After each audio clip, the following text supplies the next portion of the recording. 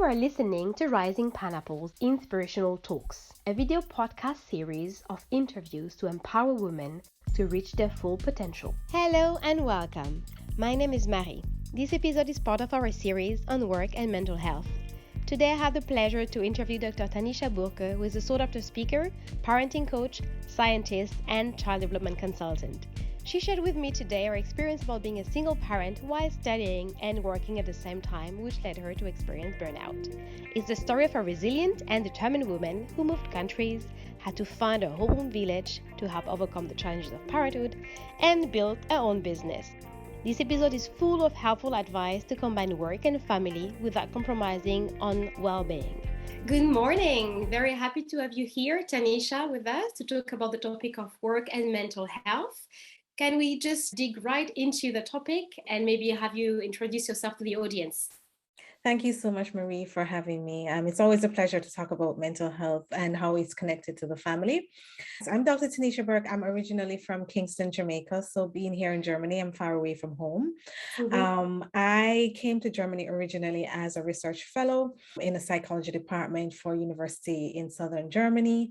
And then I transitioned from that research fellowship into my own business where I provide parent coaching for parents. I also do different parenting classes and speaking as well for parenting audiences as well. So my background coming from Jamaica, I did my two first degrees in psychology at the university there. And then I did my doctoral studies in Canada before I came to Germany. So you can see it's a big transition from Canada, from Jamaica, Canada, and now Germany. I am a mother of two. So initially I was a single parent, and now I'm married to a German, and I have another son who's just a couple months old. So it's been a whirlwind experience for the past couple of years, having to live in three separate countries, three separate cultures, and having to adjust to all of that also with a child. Fascinating. Well, it sounds like a very interesting journey indeed. So we'll try and dissect a little bit of that for our audience. So you said yourself that you've been studying and working, and then at some point you also had children of your own. Yeah. How would you say that, becoming a parent changes the relationship to work in general? My story is that I entered motherhood at a young age. So I was only 23 years old. I gave birth 5 days after I handed in my master's thesis. So I started parenthood or motherhood pretty early. And so for me in Jamaica at the time, it was highly stressful because one of the things I didn't notice at the time was that all the daycares that were close to me closed at around 5-ish. And then I thought, what would happen to my child or myself if I need to go to a work function, if I need to work later? Obviously that was not possible. I've always had the entrepreneurial spirit because that experience of not having that kind of late support in the evening, I created a babysitting business in Jamaica to fill that gap. So I'm thinking there are other young people like myself who are single parents or young parents, and they want to get their professional life up and going, but they're restricted by the hours of the daycare centers. So I hired students who were medical doctors, students studying to be teachers, so they're in education, students in psychology and nursing. So I strategically selected students in those fields because they understood the importance of child development. Sure. And I did it because I was looking for my own support. And then I said, why not extend that to parents who also need it? And a lot of professional parents grabbed onto that as well, because they also had the same issue. If you don't have a living nanny or to be able to pay for just general nanny service, it could be quite expensive. So they were quite happy that they could just call a babysitter and have them come in so that they could work late or go to late functions. Can you maybe just walk us through that? So you said you were back in Jamaica, you had a first child, but you were a single parent, right? Yeah. Did you have family support, or how did you manage, to be setting up these babysitting services, which I'm sure was quite a significant work? And at the Yeah. same time, were you already working, Tanisha, or starting to look for work? How did you? Yes. So I was working and I had the support of my mother. So luckily for me, what she did was that she took her grandson on Fridays and she would not bring him back until maybe Sunday evening or Monday morning. So I got the opportunity to really rejuvenate and relax on the weekends. And for me, I worked very early in the morning. So I would start at 5, 6 o'clock in the morning and be done by 2. So that worked out for me in the sense that I had the days, but then I had to find a sitter to fill in the other times. And when you really want something, I guess you find the time to do it. So after work, that's when I basically read up. So my whole background is psychology. So my first 2 degrees are in psychology. I don't know much about business, but what I did was that I ordered books from Amazon to teach me how to set up business. And that was in 2008. So that's 13 years ago. It wasn't as easy flowing on finding information on the internet as they have now, but I looked at what was available in the US and tried to use that as a blueprint to develop the babysitting business in Jamaica. Well, fascinating how Yeah. resourceful you've been to try and combine your career, obviously, being a new mom, and then actually also supporting fellow parents in a similar situation as yours to actually find that balance and get the extra support that they needed to be able to carry on with their Yeah. career. Yeah. I mean, we've spoken obviously before this interview, and while that all sounds very balanced and it sounds like it works perfectly. Yeah. You did confess that at some point in time things went out of balance and Yes. you went to an episode of burnout. So can you tell us how that happened? Because so far it sounds again like you have had the ideal plan in place. Yes, so I did have the support of my mother a lot. So, as I mentioned, I lived in 3 separate countries. So the burnout actually happened in Canada. So I had my business in Jamaica and then I decided to close it so I could do my doctoral studies in Canada. Mhm. And it was in Canada. I do have a large family support in Canada, but at the university that I was attending, that was about an hour and a half away from my family in Toronto. So it was a school in the western side. And here I was with a 6-year-old at the time. I had a teaching assistantship position. I had a research assistantship position. Plus, I was doing my PhD full time. And the reason I had to have all those things is because I was an international student at the time, and persons who know international students tuitions in North America knows that the sum is quite large.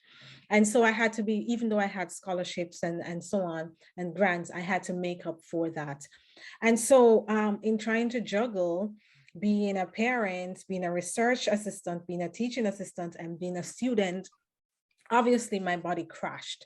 And one of the ways it crashed is that I developed health issues around my breasts that required surgery. And I had to really take a step back because feeling tired, feeling disconnected with myself, also with my child and my studies. I had to take a step back and say, what am I doing wrong? And or not necessarily what am I doing wrong, but what can I do differently?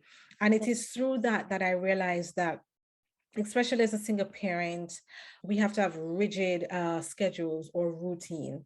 So trying to do everything at once don't work. So I had to have a routine where, okay, this is when I do my work for research. This is when I do my teaching work. This is when I interact with my son. This is when I do my own studies. And also in creating that rigid routine to make sure everything was in place, I had to learn to say no. And, as a woman, for me, coming from a culture as well, where everything is very communal and you try to support your community and so on, it's very hard to say no. That was a learning lesson for me to say, you know what, I can't do all of this. I'm sorry, I can't support you. I can't help you with your statistical analysis for your paper today. Maybe another time. So I had to learn to cut back. I was away from my family. So I had to look at, okay, how can I ask my colleagues? So I had For example, a professor who was quite supportive, and I'm still very close to her today. She had a son who is the same age as my son. So she would invite my son over for some weekends or when they're taking their son to different activities so I could get a break. So one of the things is developing the routine, learning to say no. And then the other thing is getting the people around you. So I got my professor who was quite instrumental in taking off some of the load. And then I got friends who were also doing their PhD to help support. Sometimes they'll take us to the supermarket. Sometimes they'll take my son to different activities and so on. So it's really relying on the village and realizing that I cannot do it myself. And then when there were holiday breaks for my son, I would then send him to Toronto to be, at the time, my mother also relocated to Canada, to be with my mother or my grandmother or my aunts in Canada. So it's really looking at where can I get the support? And whenever there were holidays, the family kicked in within the community, the university community as well. It was the professors and colleagues who really supported me. Get that, and I'm glad that you were able to draw your lesson. So for me, what I will retain is really how you were able to rebuild your village in this foreign country that was not Canada for you, to Right. how, share the load of parenting with family and with friends, with professors from university and whatnot. I found also the topic of the setting the routine very interesting. I just wonder what happens when the plan derails, right? So what happens when the child gets sick, childcare closes, when you do get stuck in traffic jam, and so on and so forth. So what advice would you give to fellow parents who would be willing to follow that advice and try and establish a routine for themselves? I guess you still need some contingency plans, right? It's really when your plan goes completely left field, it's really to be flexible and not panic, and to ask yourself, what is the most important thing that needs to be done now or needs to be done today? Everything else can be rescheduled, and you reschedule it. So it's really looking at, I learned this important thing: what is urgent and what is important. What is important is not necessarily urgent, and what is urgent is not necessarily that important. So it's really looking at, okay, importance here, urgent here. Okay, what is urgent? I need to get those done. The important things can come afterwards. So it's really being flexible to realize, oh yeah, my child is sick. I can't do the things I'm supposed to do now. If I'm working on a research paper for a professor, is to email immediately to say, my child is ill, and so I won't be able to make this deadline. Can we renegotiate the deadline? And what exactly do you need that is urgent now that I can work on, and everything else I can pick up after my child recovers? So it's learning to be flexible and not really unravel, but asking yourself what's important, what's urgent. Focus on the urgent first and then do the important. When you were in that phase of burnout, right? What impact did it have on people around you, on your friends, on maybe Yeah. your family who was away? Were you able to talk about that transparently and also get them to help you in this healing and organization process, if I may call it this way? Or is it something that you had to struggle with on your own? Well, luckily I didn't have to struggle on my own because again, I was in a community with other persons studying. So at the university I went to, I'm quite fortunate that I was on the family residence. And so the university provided family housing. So majority of the people on that residence were actually doing their PhD or they were postdocs. So they understood the struggles.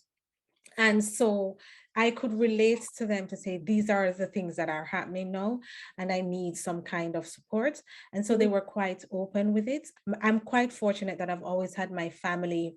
That's one of the things I missed when I initially came to Germany. There were ever a time where there was emergency, my mother or my aunt would drive down immediately to my town to provide that kind of support. So I was quite open when I was having my struggles. And it was easy for people to understand because I was in a community of like-minded people who were doing the same thing as myself. Yeah. And did you look for further support, like medical support, to help you out of this mental health issue that you were facing? Or was it really only a healing process that you were able to carry on alone? So being in the psychology background, again, I was quite fortunate. So for others, I would say, obviously, in their community, look for those kind of mental health support in the community. But I was around professors, I was around other students who were therapists. So it was quite easy for me to relate to them. So what I would say to others is look in your community for there, depending on the country you are in.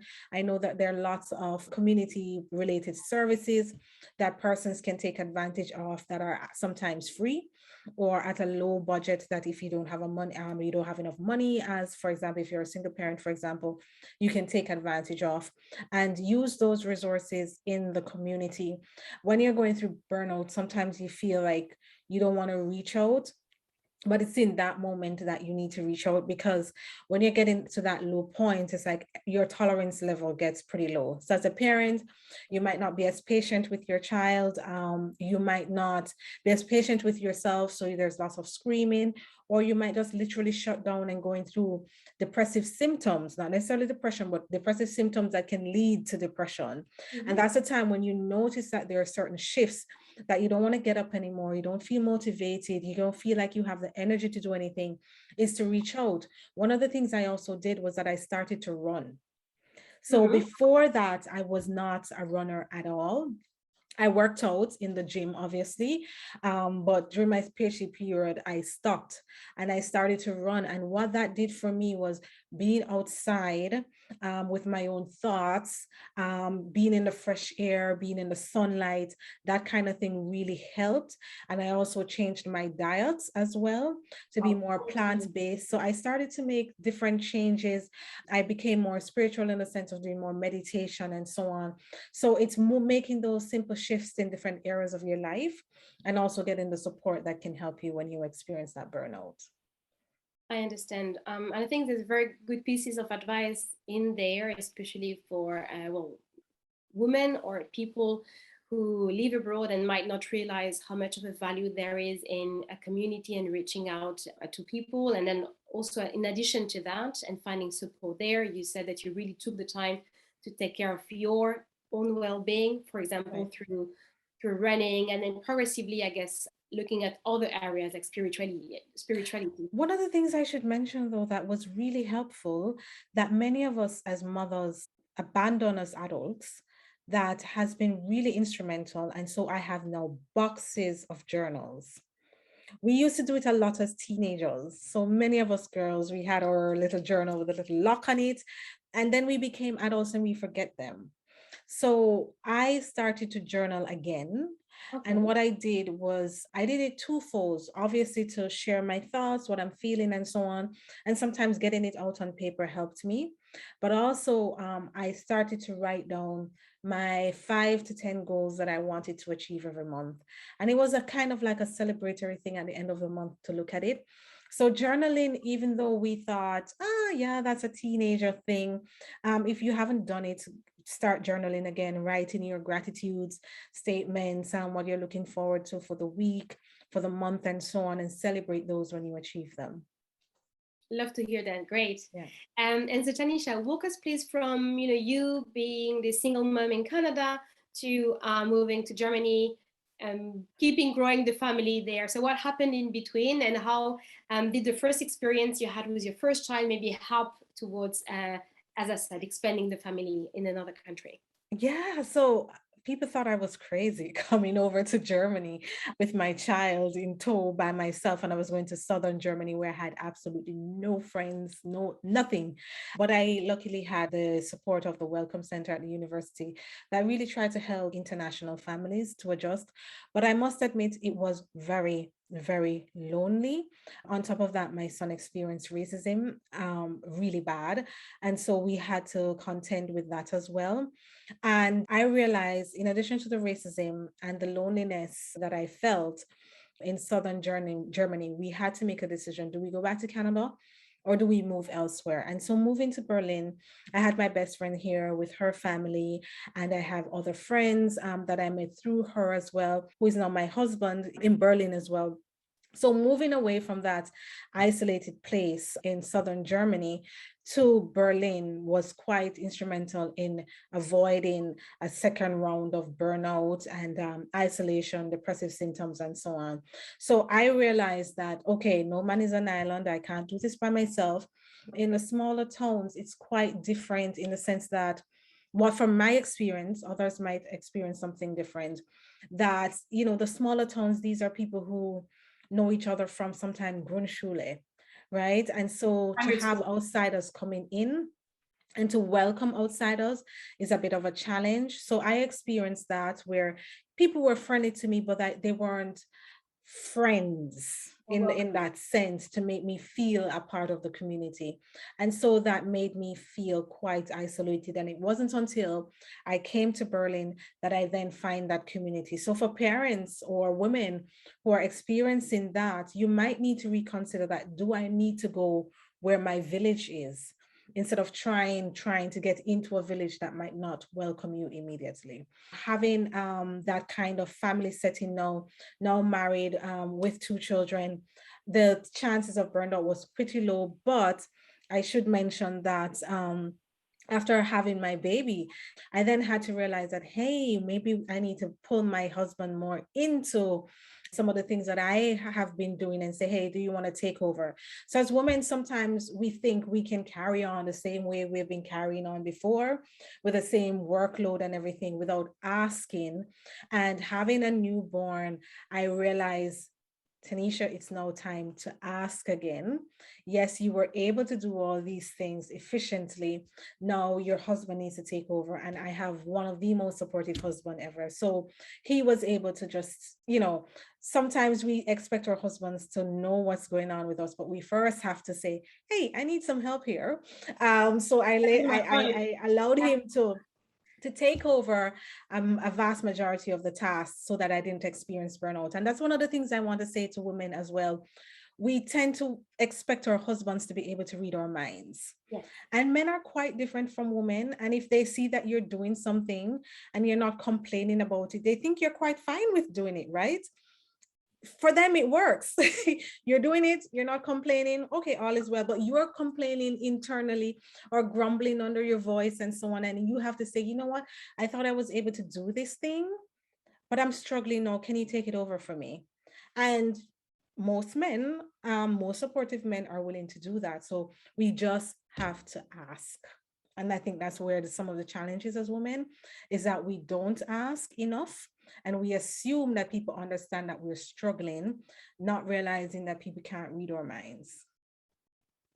So if you were to do it all over again, right? And obviously you've gathered a lot of knowledge. If you were to meet now a mom to be, and you will synthesize for her the main learnings that you'd like her to apply so that she doesn't go through the same struggles as you, what will these maybe 5 points be?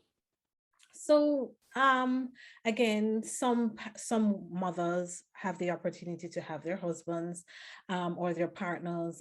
Others are in situations where they're single parents. So I think for both categories, the important thing is your village. You need support. So if you have a spouse or partner, that person is really your village to some extent, and then you can branch out to extended family members. But especially if you're single parents, you will need that village. You will need somebody.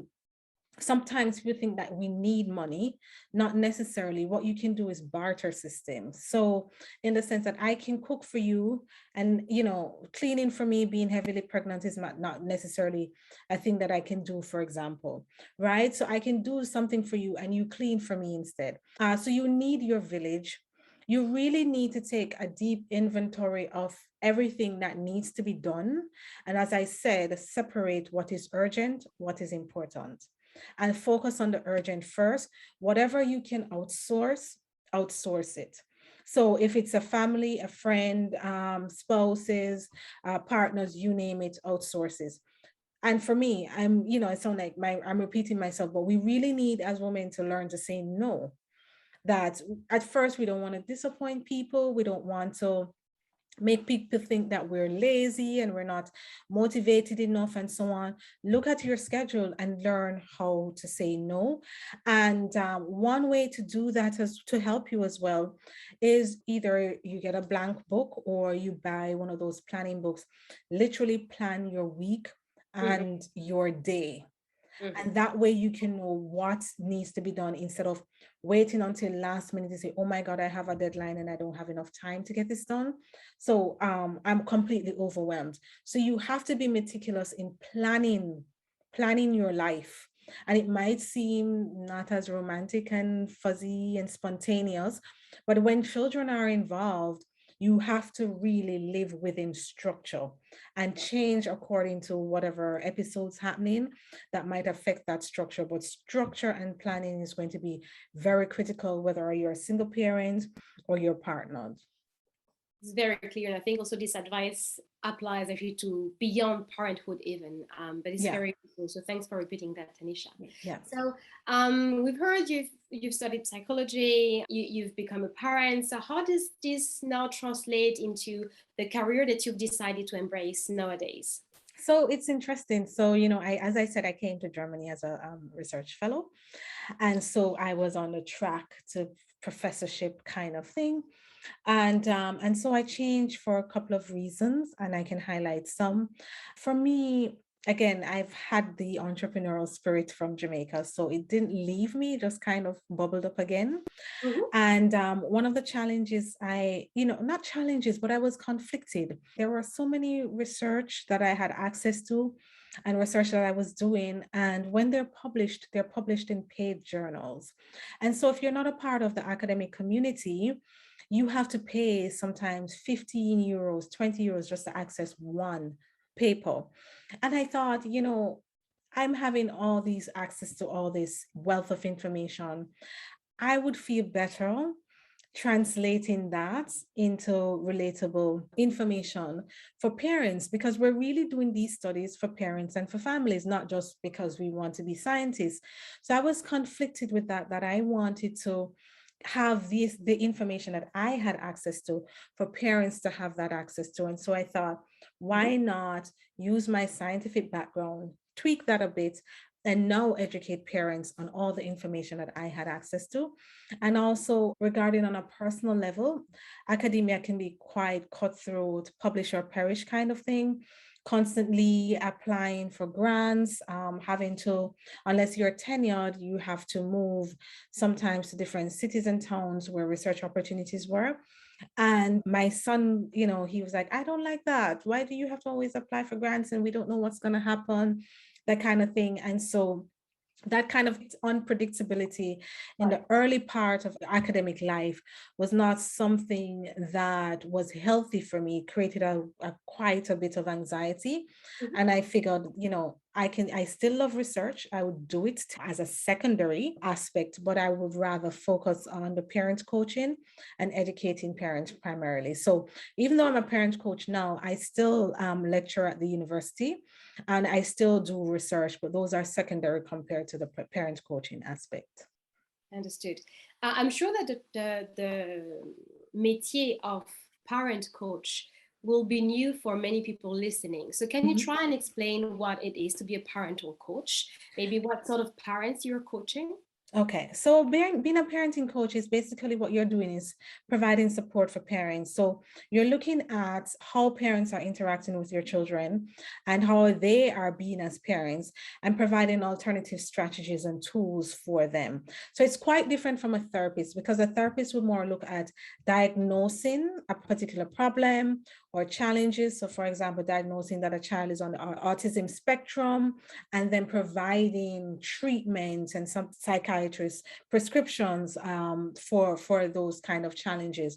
As a parenting coach, we're not diagnosing and we're not treating challenges, so such as exceptionalities, mental health issues. What we're doing is stepping in and to support parents to say, hey, this is what you're doing as it relates to interacting with your children, and this is what it's causing.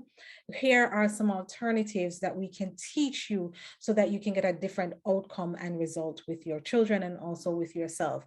So sometimes it's having also to get parents to look back at how they were parented and to see how that is showing up in how they're parenting their children now. And moving away from that, it's then helping them to create different strategies and plans on how they can interact with their children and also themselves. And so, how do you concretely work with these families? How do you get deep insights into their relationships, way of behaving with their children? So we start with so I have an intake form that can take minimum an hour to complete. And basically it's me asking everything, starting from when you were pregnant with your child, all the issues that you experience with your child and also your parents. So I also ask, what's the relationship with the other parents as well? And I go back and I also ask, what was your parenting experience as a child? What was the other parents' experience as a child when they were parented? And so I take all that information and then I'm better able to see, okay, there might be some connections with childhood for parents who have young children as well. It might have been, for example, that a mother had a traumatic pregnancy or traumatic birth that causes some level of attachment issues with her current child. And so I might have to suggest that you get a therapist to help you to deal with that, while I help you to deal with how you can use different parenting tools to connect with your child. So it's really starting with the intake form. So that's for the coaching aspect. For the parenting classes, when I work with schools, I normally ask them to send out a survey to the persons who are interested in the classes and ask them what their top 3 to 5 challenges are. And a lot of that tend to be behavioral issues. And so once I get that data, then what I would do is create a parenting class that meet the needs based on the feedback from the prospective participants. Great. These are all very helpful examples. So I understood that you can work both with individuals and Yes. families, and So, as so maybe the other. thing with the individuals, though, I should mention is that parenting is very intimate. It's similar to like a marriage. And a lot of people, society puts so much pressure on you to be the good parent, right? And so a lot of parents don't want to share that they're struggling. And so they don't necessarily want to share in a group that they're struggling. And so they ask, can we work with you one-on-one so we can keep it a little bit more private? Obviously, in the group classes, I do make sure that people understand that whatever happens in the classes remain private. And if you can't do that, then this is not the kind of program for you. But it depends. Some people are okay with working in groups, and some people are saying, you know what, I prefer to keep it private, or they want to work around the husband's or partner's schedule, and it won't necessarily fit in the time that we have a class, so we might do that on one-on-one. Okay, fantastic. So we'll make sure also that we reference your website, Tanisha, for people who want to look for you, so they can research more in terms of the different offers that you have to help parents be the best parents they can be and to build a healthy relationship with their children. I'd like to ask you on a different note, if there's one woman out there, that you particularly admire, especially when it comes to balancing work and family. Does maybe a public figure come to mind, or a friend of yours that you'd like to tell us about? Hmm. Um, I am part of this group on Facebook. The facilitator, her name is Namaste Moore, and she looks at everything relating to feminine, being healthy, maintaining. Sometimes persons tend to only look at one area of a woman's life. What I like about her is that she focuses on all aspects. So if you're a businesswoman, your wife, your mother, your student, you name it, how you can encompass all those hats in a way that's very healthy. And she's a mother of 8, and so she's been married for a long time as well, about 20 years. And so seeing how she's able to remain graceful and move through life with ease and grace, and how she's able to motivate other women to aspire to be the same, I think I, as someone who is also building my business, look at her with a lot of admiration. Like, okay, she can do that with 8 children, still manage to have this glow and this warmness about her. That's something that is important to me. Wow, that sounds indeed like it's a woman that I would admire as well, and probably more people listening. So we'll also make sure that we link that person and that Facebook group into Mm-hmm. the footnotes. I Yep. think we women, we all need these kind of aspirations, role models, these women that show us that, it's possible, especially when we are in these moments of despair or of struggle. Right. Having these examples of people who prevail, right? Even though they might not be perfect, obviously not, is very inspiring. So thanks for sharing that as well, Yes. Yes. Tanisha. Um, There's one thing I would want to share though. One of the things that comes up a lot with mothers is, for me, when I work with mothers, there's a lot of self-judgment, and we tend to be very hard on ourselves when we're not getting things done the way we want them, or we think that they should be done. And so another person, not necessarily, I don't know her personal life or anything like that, but Kristen Neff, she writes a lot on self-compassion, and she has a Facebook group.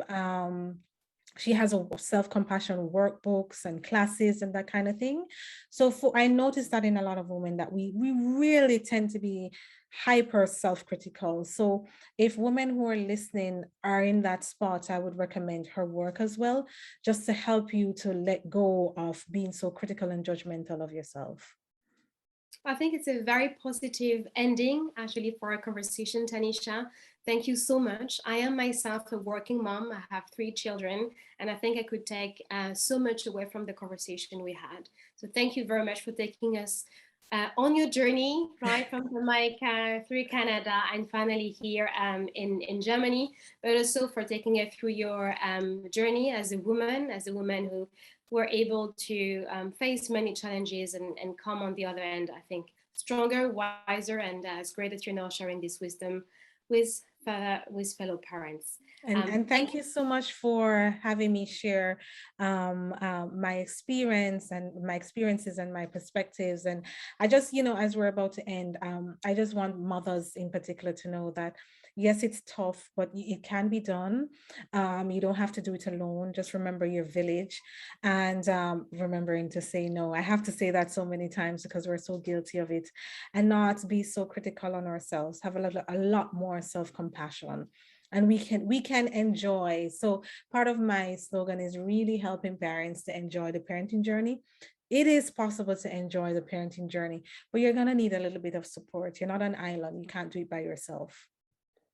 That's great. Thank you so much again for ending on this positive note. We'll share all the resources. It was great to have you, Tanisha. I wish you a fantastic weekend, and I hope to see you again very soon. Thank Thank you you. for having me. Thank you for listening to our interview series. We hope this story will inspire you to take action and reveal your unique potential. Make sure to follow Rising Pineapples on our social media channels, and if you've enjoyed the talk, we'd love you to share it with another woman whom it might inspire as well.